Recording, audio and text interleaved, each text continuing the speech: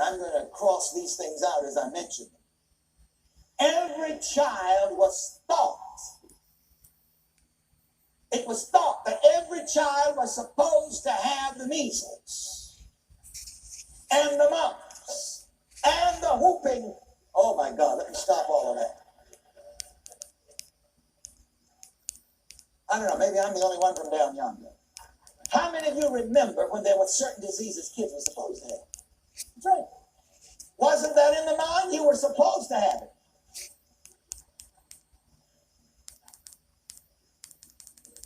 But you see, there's what we call the law of expectation. You get what you expect.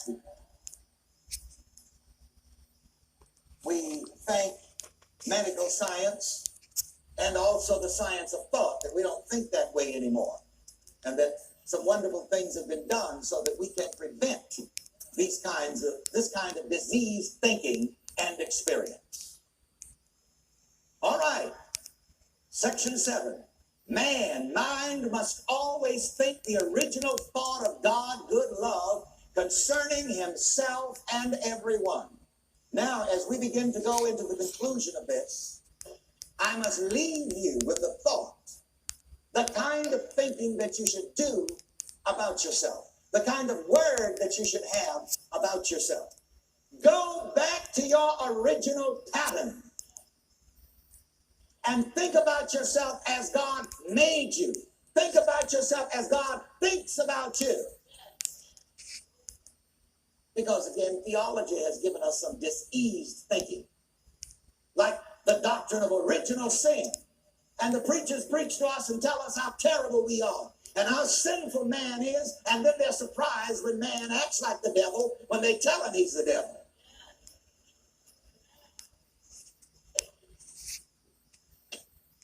In a few minutes, I'm going to baptize an infant here in this service before we leave.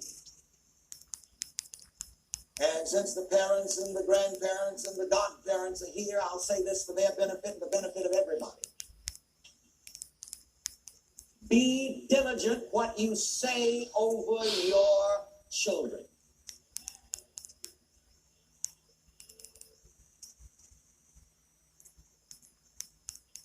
Think positively before you speak over your children, because their minds are very susceptible. Your children will respond to your beliefs and your words. A child subconsciously picks up the thoughts of the parents and the people around him. And I told you a few Sundays ago, the time to start training a child's mind is from the moment of conception.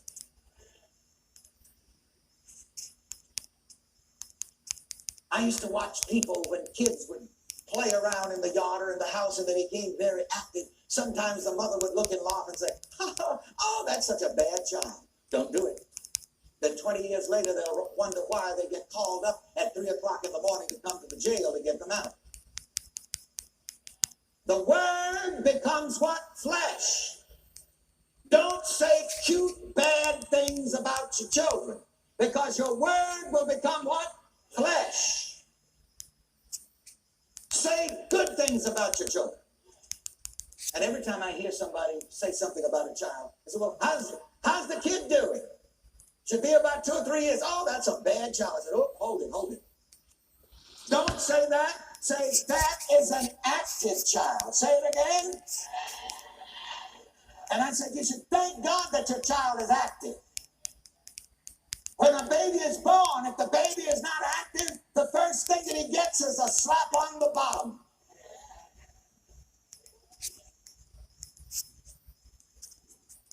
You come into this world, there's got to be action.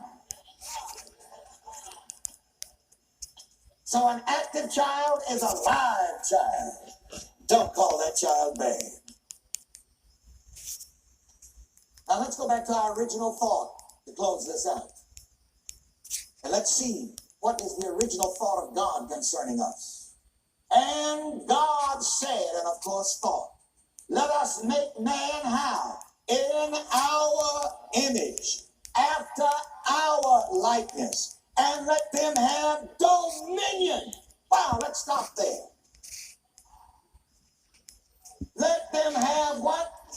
dominion. You see, you're not here in this world at the mercy of circumstances.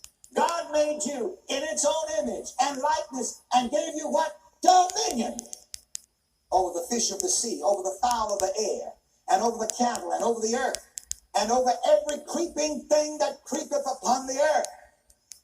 So how are you made in the beginning? In the image and likeness of God. And God said to mankind, in and as Jesus, you are my beloved Son, in whom I am well pleased. Jesus came in the flesh to show us how that every man, every mind is God's word become flesh. That's the self-identity that I want to leave you with. I am God's word become flesh. Say that. I am God's word become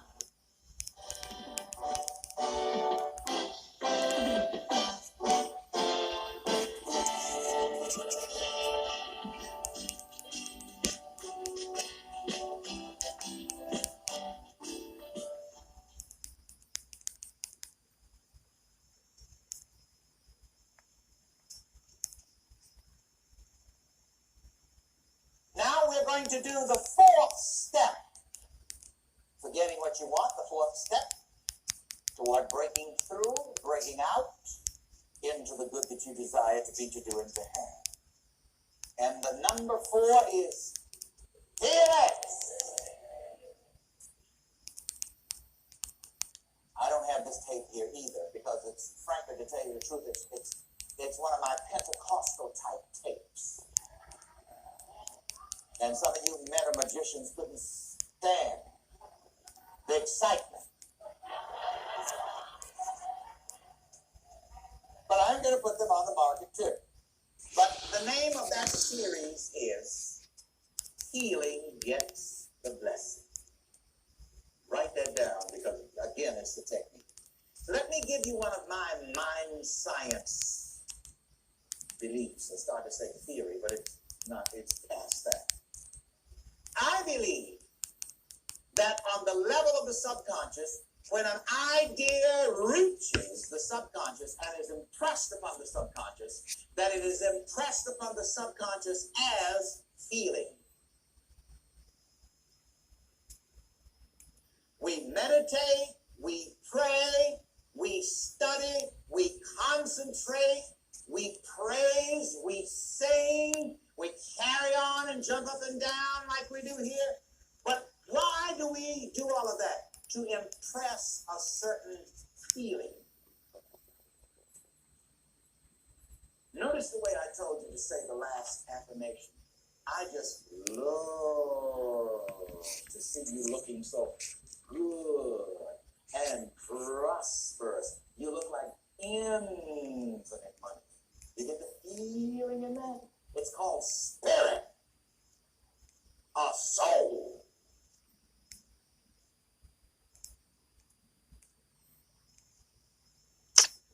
There is a story that my series of tapes, which are not here, is based on in the Bible. The story of Esau and Jacob. The theologians tell us that